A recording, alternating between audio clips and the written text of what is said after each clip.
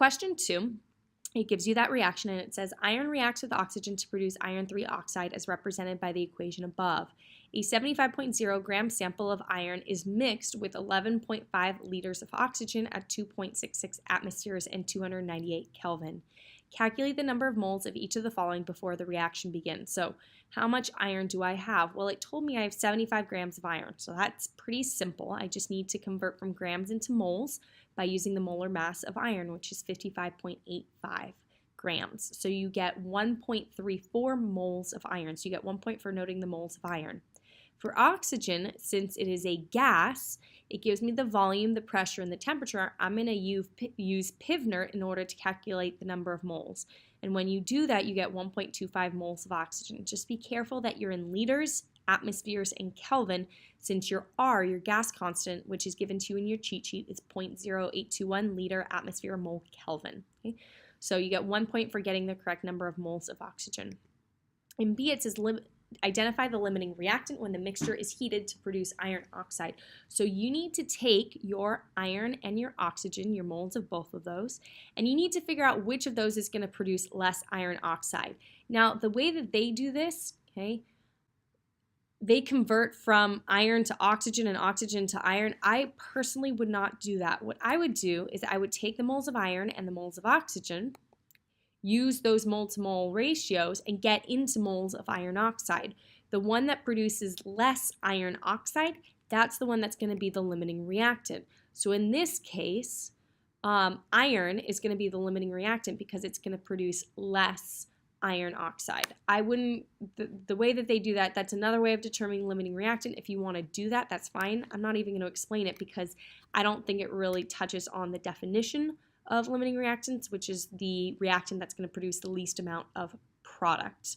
Okay, so you get 1 point for identifying the limiting reactant and then showing calculation. So you don't need to show this calculation. You can show the getting into moles of, or even grams if you want to, of your product and which one is going to produce fewer moles or fewer grams of your product. Okay.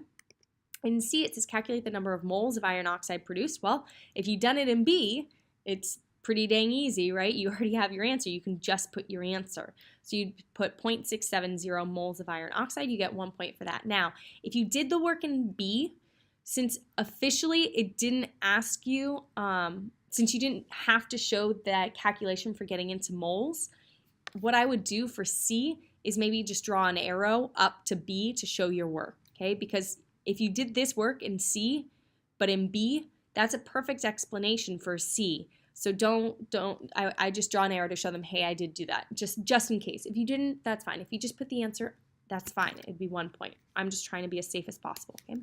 In D, it says the standard free energy of formation, delta GF, of iron oxide is negative 740 kilojoules per mole at 298. Okay, remember the 298 tells you you're at 25 degrees Celsius. That's what that little naught symbol means for delta G. Okay. Calculate the standard entropy formation. Okay, so again, I'm going to use my Gibbs free energy formula. I know that the delta G is negative 740.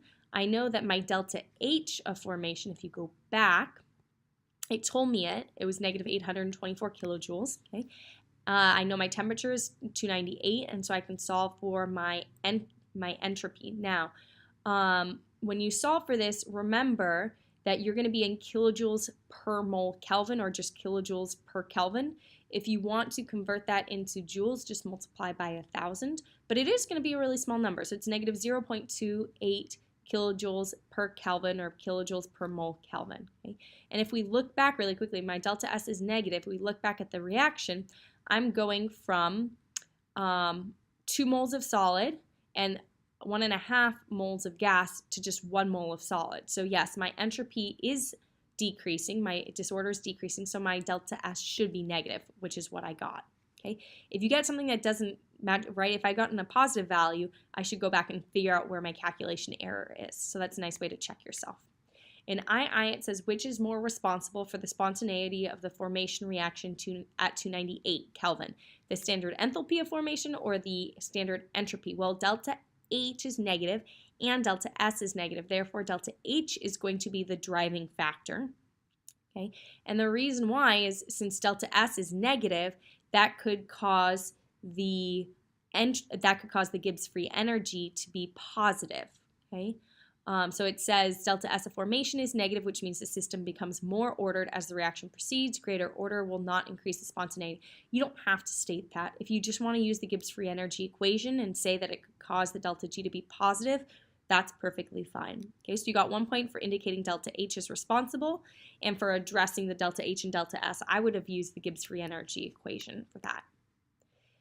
For E, it says the reaction represented below also produces iron 3 oxide. Okay, the value of delta H for the reaction is negative 280 kilojoules per mole of iron 3 oxide formed. Okay, so they gave you that reaction. Calculate the standard enthalpy of formation of FeO. Well, it tells me that the delta H for this overall reaction is negative 280. I know the enthalpy of iron 3 oxide that was given to me in the original problem. It's negative 824 kilojoules per mole. I'm going to remember you do products minus reactants. So I take, that's my product, the negative 824 kilojoules per mole, the heat of formation of iron 3 oxide. And I'm going to subtract from that 2 times the heat of formation of iron 2 oxide and of oxygen. Now notice it's 0 for oxygen because it's in its standard state. And so therefore it's going to be 0. I'm solving for the heat of formation of FeO, so now it's just basic algebra, and I get that the heat of formation of iron 2 oxide is negative 272 kilojoules per mole. Okay? So you get 1 point for using the correct stoichiometry, meaning remembering that it's going to be 2 times the heat of formation of iron oxide and 1/2 times the heat of formation of oxygen, and then you get 1 point for the correct calculation.